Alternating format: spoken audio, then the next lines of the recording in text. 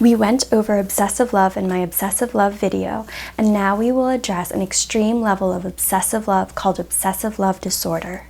Obsessive love disorder refers to a condition where you become obsessed with one person you think you may be in love with to a debilitating extent. How do you get this disorder? One, having family members who have psychiatric problems, particularly a delusional disorder, is a risk factor for one getting obsessive love disorder. Mental disorders that present with obsessive love disorder are schizophrenia, bipolar disorder, delusional disorder, obsessive compulsive disorder, a personality disorder, or an organic brain syndrome. Some people are said to have relationship OCD, where obsessions and compulsions are centered around the relationship. However, this isn't an officially recognized subtype of OCD. Similar to this compulsivity surrounding relationships, those with obsessive love disorder surveyed will typically have their partners or exes on their mind up to 95% of the time, compared to the normal obsessive love state in the beginning falling in love stage, where one thinks of their lover 85% of waking time. Symptoms of obsessive love disorder may include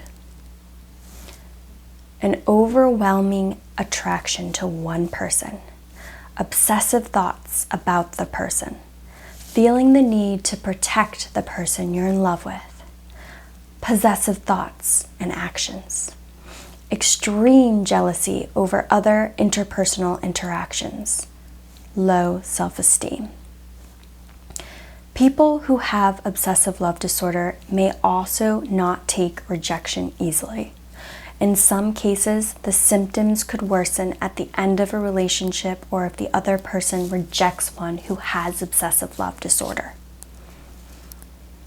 There are exterior signs of this disorder that you should be aware of, such as repeated texts, emails, and phone calls to the person they're interested in, a constant need for reassurance, difficulty having friendships or maintaining contact with family members because of the obsession over one person,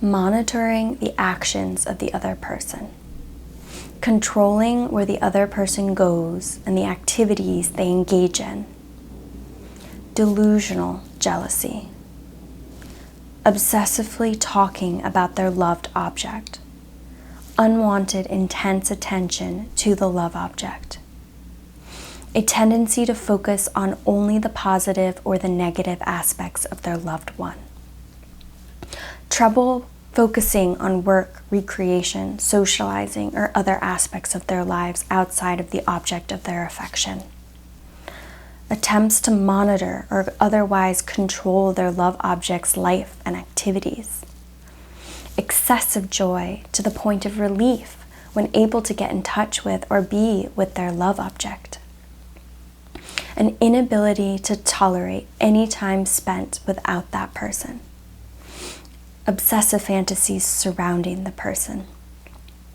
spending inordinate amounts of time seeking out, making, or looking at images of the person.